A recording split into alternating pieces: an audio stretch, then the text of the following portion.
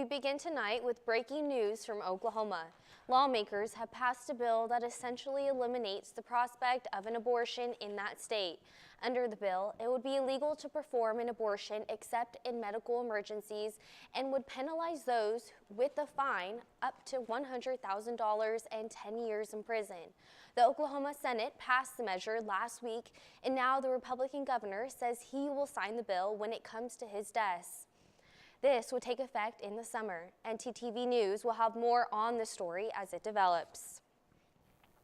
But here in North Texas, the big news for the past 24 hours has been the severe weather. What you are seeing right now is harrowing footage from flash flooding that occurred right down the road from Denton. That video is showing 4 people being rescued after their cars were swept off the freeway and then nearly submerged in the rapidly rising water. The constant downpour of rain made that rescue that much more difficult, as visibility was extremely low, with high winds reaching 60 miles per hour. This severe weather was mimicked across North Texas last night and continued until roughly 2 a.m. At that point, all was quiet across North Texas. This incident happened in McKinney, which is located around 32 miles north of Dallas. A flash flood warning was issued for McKinney and nearly all of North Texas last night and lasted until 2 a.m. Even more distressing, Encore reported nearly 10,000 power outages in North Texas throughout the night, and at least one person has been declared dead in East Texas as a result of the storms. Thanks for joining us on ntTV Nightly News. I'm Nick O'Geller. And I'm Hannah Gonzalez. Nick, between those tornado warning sirens and the heavy rain, Denton is now quiet, and it was taking a beating. Yeah, but today turned out to be a beautiful day. Let's see what our weather anchor, Isabella Quintanilla, has to say about the next 24 hours. Thanks, guys. We had quite the storm blow through last night, but luckily it should be the last one for a while as we move into tornado season. More on that later, but first let's take a look at the current conditions here in Denton. As you can see right now, we have sunny skies with a temperature of 91 degrees and a wind speed of 16 miles per hour, making it feel like 89 degrees. Then looking at the conditions later tonight, once again, we're going to have clear skies with a temperature of 55 and a wind speed of 12 miles per hour, making it feel like 50. Then looking at the conditions for tomorrow, we have another sunny day with a temperature of 71 degrees and a wind speed of 14 miles per hour, but it's going to feel like 72. Now, with all the severe weather last night, many students have felt unprepared, especially those on the UNT campus. Drew Maurer has more information on how to survive severe weather and the best places to go. Drew? Thanks, Isabella.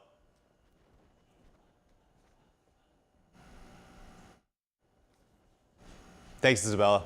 Heading into the spring months, a greater threat for severe weather looms. As we saw firsthand last night, preparing for these storms is extremely important, especially here on the UNT campus.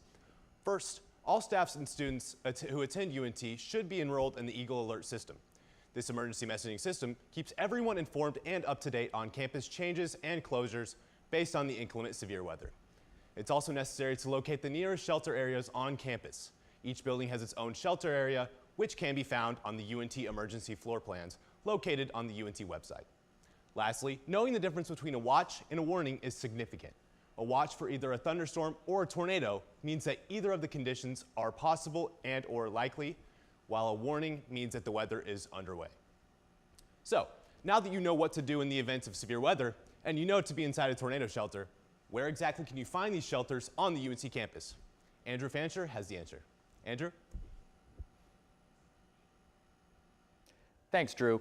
And while no tornadoes actually touched down in Denton County last night, North Texas was still on high alert. We had a tornado watch for much of the region starting at 7:30, a flash flood watch starting at 10:30, and a round of thunderstorms that lit up our skies well into the night. Which just goes to show spring has landed in Texas and last night's weather is bound to be repeated. So the question is, where should UNT students go in the event of an actual crisis? And while UNT offers over 100 emergency floor plans, there is still no comprehensive map that outlines where to take cover. In fact, the pertinent information relating to evacuation routes and shelter areas are only located in this Emergency Master Floor Plan. In response, ntTV has built the first map outlining notable floor plans across this campus. Now, in the event of a storm, and if time permits, you can choose between the Pole Recreation Center on Chestnut, the UNT Coliseum or Super Pit on North Texas Boulevard, Wooten Hall on a street that bears the same name, and the RTVF building that we're currently broadcasting out of. Now, it goes without saying that when taking shelter in any of these locations, avoid standing near windows, exterior walls, and doors made of glass. Now, the odds of being struck by lightning are 1 in 500,000, and very few can live to tell the tale if they are struck. CNN's Jamison Euler has more on this miracle. Knocked unconscious, so he doesn't remember most of it, which is he has me doing all the talking. It's not too often two people get hit by lightning and live to Zoom about it. Ashley Moberg and her dad John were on their way back to Chicago today and told us at least what they could remember. We're big Yankees fans, and we had never seen spring training, so when we heard that the baseball strike had ended, we jumped on getting some tickets, and I've never been to Disney either, so we went to Disney for the first time as well.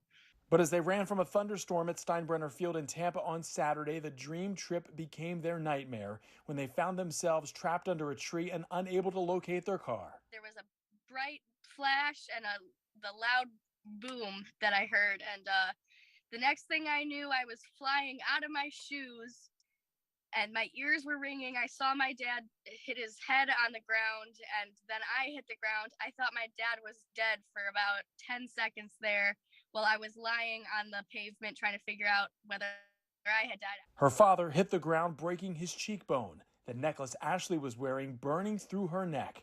Today they went back to the scene, this time smiling and with a sense of humor. For everyone who's asking, yes, we got superpowers, and no, we're not allowed to talk about them. Now, I can only imagine this is the start to a Marvel movie, but nonetheless, I'm happy to hear that they are both doing all right. Hannah and Nick, back to y'all at the desk. All right, thanks, Andrew. Now, speaking of lightning, there are some ladies in Denton that are taking the country by storm. That's right, Hannah, and our own sports anchor, Armando Berry, is live at the site where it's all going down.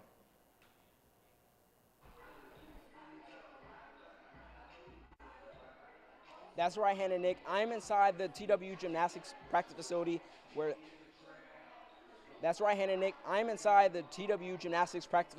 this Pioneer Gymnastics team behind me has put in the work that's earned themselves a trip to the national championships in Ithaca, New York as the #1 Division II team in the country. After finishing third in nationals in 2021, their journey back to the top match is complete. But this go round, they're gunning for more. It's been an uphill battle this season. They've dealt with COVID issues and injuries in their first month of competition, ending the month of January ranked 4th in Division II. But then things turned around in an Oklahoma trip that was rescheduled because of the weather. The team scored a 194.775 and never looked back since then. The Pioneers continued strong and ended March in a historic run, winning their conference championships and earning the highest national qualifying score in program history at 195.24. I'll dive more into the Pioneer season with an interview later on in sports, but for now, Hannah and Nick, back to you in the studio. Thank you, Armando. Drone deliveries are no longer a futuristic idea. And we have the latest update on Ukraine as President Zelensky addresses the United Nations after the break.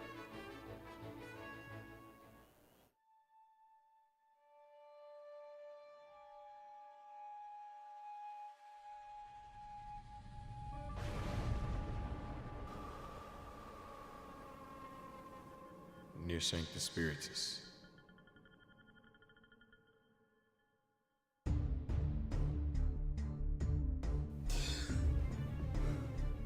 I've got a good feeling about this one. Hey, Maddie, miss me? Wait, Bud? What was that all about? An old friend. An old friend? Good to see you, brother.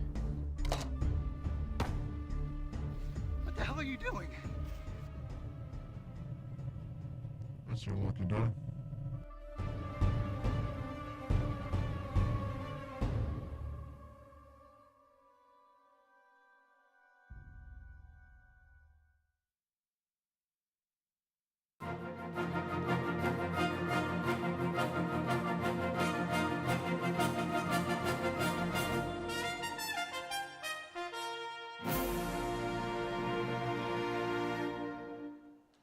Developments in the war in Ukraine are slowly becoming even more disturbing. Today, the president of Ukraine addressed leaders of the world assembled at the United Nations. He told the UN Security Council that the world is failing his country as word of Russian atrocities grow. CNN Isabella Rosales has the story. Sobering and graphic account of alleged atrocities at the hands of Russian soldiers. They killed entire families, adults and children, and they tried to burn the bodies. Ukrainian President Vladimir Zelensky demanding accountability, telling world leaders Russia's actions are no different than a terror group. The most terrible war crimes of all times are we see since the end of World War II. One big distinction, he says, Russia is a permanent member of the UN Security Council. Where is the security that the Security Council needs to guarantee? It's not there. His address comes just one day after visiting mass graves in Bucha, a massacre exposed for the world to see. A growing number of leaders, including President Biden, want Russian President Vladimir Putin on trial for war crimes. It's a deliberate campaign to kill, to torture, to rape, to commit atrocities. NATO is now gathering evidence to prove it, according to the alliance's U.S. ambassador. Yet the Kremlin is doubling down, calling the massacre fake. But mass graves and bodies can even be seen from space via satellite imagery. On the front lines, the violence is nonstop. Terrifying moments as a CNN crew comes under artillery fire outside Mykolaiv. Down here, John, down here. Danger Ukrainians face every day. I'm Isabel Rosales reporting. Now, most college campuses offer a variety of resources for each demographic of their student body. As April recognizes Sexual Assault Awareness Month, ntTV Olivia Thompson has more at the UNT Police Department. Hannah, I'm actually getting a head start of my own on UNT's Sexual Assault Awareness Month events by wearing teal today. Teal is the color that represents Sexual Assault Awareness Month, as well as your support for those victims. Just yesterday, the UNT Police Department held a self-defense class, which is a useful skill in defending against the threat of sexual assault. It is important to note that the lack of self-defense skills does not justify blaming the victim. The remainder of April is filled with events for those affected and who support them, such as tomorrow's Resource Fair and April 15th Self-Care in the Garden event. The UNT Police stated earlier today that technology plays a large role in today's society and in individual lives, including romantically, so it is important to create safe online spaces. That's all from me. Back to you guys at the desk. Thanks, Olivia. I'm hoping for some clear skies this weekend. Me too, Nick. You know, I'm going out of town this weekend, so I hope it's nice. Isabella, what does our weekend weather look like?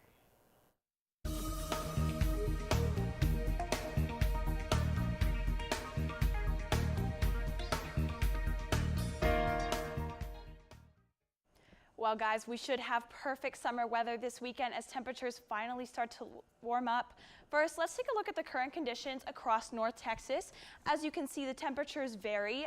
You can kind of see where that heat wave is coming through. Up north in Sherman, temperatures are down to 82, and then over in Gainesville, temperatures have risen up a little bit to 87. But if you move farther southwest over into Denton, we are at 91. So is Dallas and Fort Worth. And then if you move farther down into Stephenville, temperatures have jumped up to 94, and out west in Graham, temperatures are up to 93.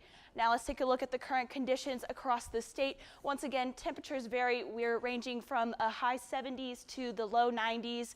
Up in Oklahoma City, temperatures are down to 78. Once again, over in Denton, temperatures are at 91. If you move farther down south into Austin, temperatures are up to 92. And then if you move way out west into El Paso, temperatures are at 85. So just kind of all over the place. Now let's take a look at the 7-day forecast for the week. Now we do have a really sunny week ahead of us. Tomorrow it's going to be sunny with a high of 71 and a low of 44. And then those temperatures are going to drop into the high 60s with a low of in the high 30s, and then moving on to Saturday, it's going to be sunny with a high of 82 and a low of 57. Now, those temperatures are going to stay in the low 80s, but we are expected to get some rain. We have a 10% chance of rain on Sunday with some partly cloudy skies, and then on Monday we have an 80% chance of rain. It's going to be cloudy pretty much all day, and then by Tuesday we have a 65% chance of rain with a chance of thunderstorms. Now that is all I have for weather. Hannah and Nick, back to you guys at the desk. Thanks, Isabella. The White House is hoping to continue providing student loan relief by pushing pause on payments. The current expiration date is May 1st. However, the Biden administration hopes to push it to August 31st. The student loan pause comes from the initial student loan relief pause at the beginning of the pandemic, almost 2 years ago.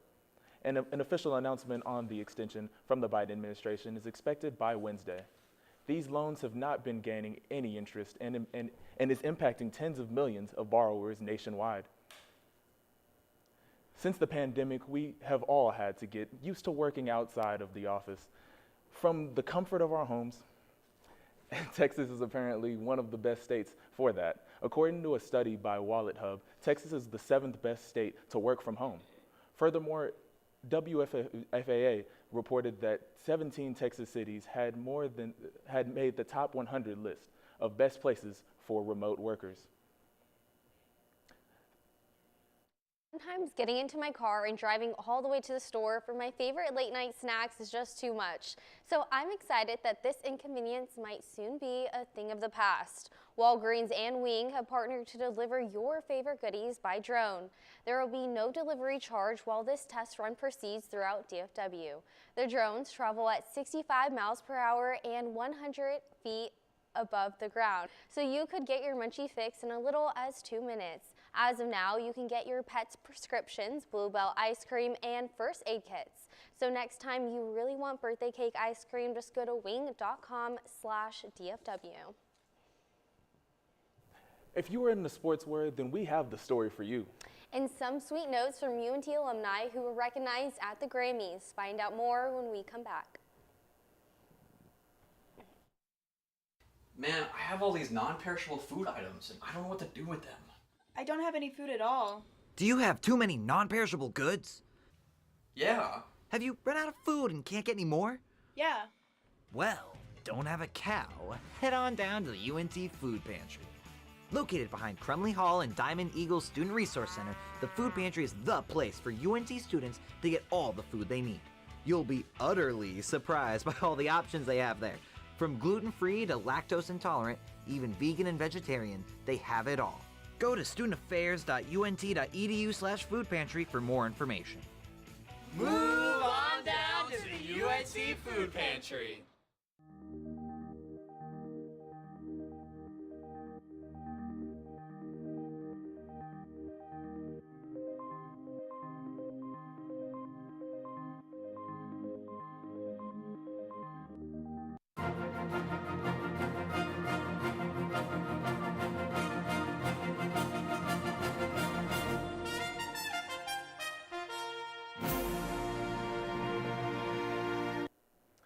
If you didn't get a chance to tune in to the Grammys last night, you missed an incredible presentation.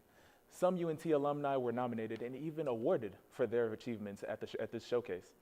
News reporter Sydney Jolivet has more details on this great moment in UNT history. Sydney? Thanks, Nick. This past Sunday, the 64th Grammy Awards highlighted some of today's rising talent in music, and some of that talent happened to be UNT alumni. In fact, 19 alumni and faculty were nominated for awards in 12 different categories. Late composer and UNT alumni Lyle Mays won a posthumous award for his work on Eberhard. UNT alums Gary Eckert and faculty member Rosanna Eckert also collaborated on the award-winning composition. UNT alum and bass player Daniel Foos collaborated with performers Lady Gaga and Tony Bennett on the album Love for Sale, which took home a Grammy for Best Engineered Album, Non-Classical. The album also won for Best Traditional Pop Vocal Album. This was definitely a night full of Eagle pride. It's no doubt that we should expect to see many more UNT alumni recognized for their great musical talents in future years. Back to you guys at the desk. Thanks, Sydney. Nick, You might be. Coke has a peculiar new flavor called Coke Zero Sugar Bite. Yeah, and the new Coke flavor originated from my favorite game, Fortnite. It appeared in the game last March and will appear for sale online starting May 2nd in a 2-pack for $15. Looks like I will be fresh out of 15 bucks. Well, Nick, you might be out of more money after this new collaboration with Adidas Shoes and Waffle House. They are making limited edition pair of shoes. Well, I already set a reminder for myself for when they go on sale. Waffle House is collaborating with Adidas to make these new waffle-inspired golf shoes. They feature waffle-based colors and the Waffle House logo on the back. The shoes were created to collaborate with the 86 Master Golf Tournament in Augusta, Georgia, this Thursday. That is also when the shoes go on sale for over $200. You know who else might like these shoes? Who? I think our sports anchor, Armando Berry, and he's still at the TWU campus. Armando, what do you have for us?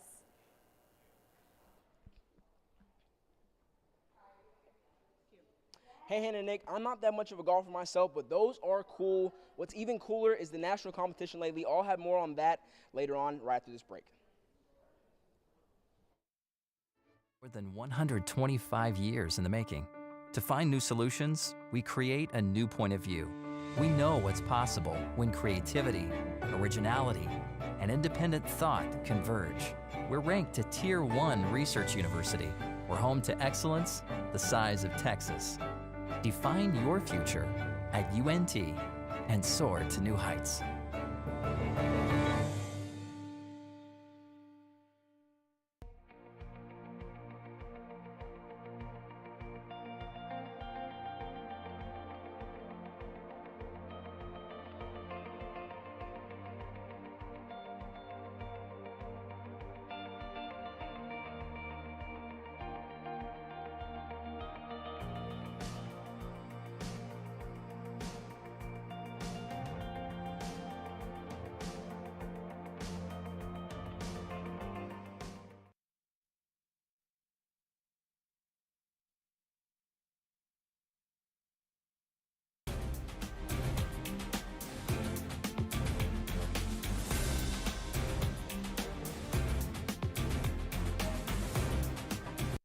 Agony on the feet are the emotions that make up sports.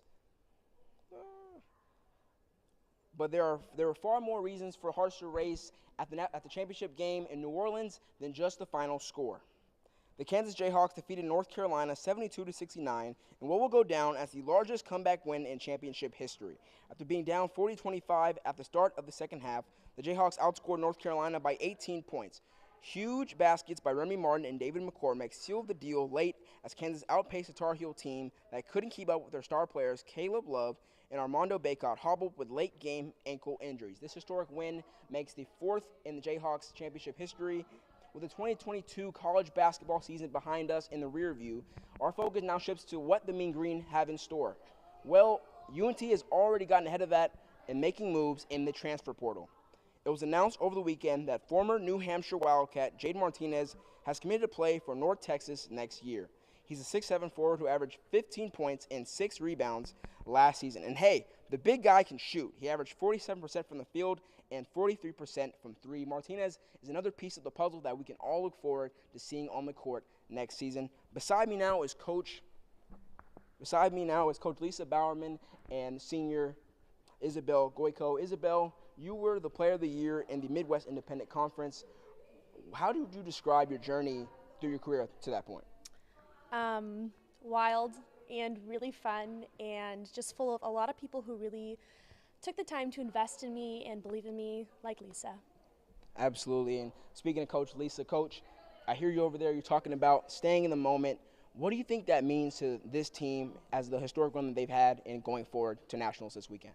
Yeah, I think that's really been the key to our success this season, and really where we saw the turning point in February, and just really them being able to live that and to stay in every single moment. It's so important in this sport that you have to be in that moment and totally focus on that moment, not the next one, not the one behind. And they've really just used that to build and to find success this season, and we just want to keep that rolling.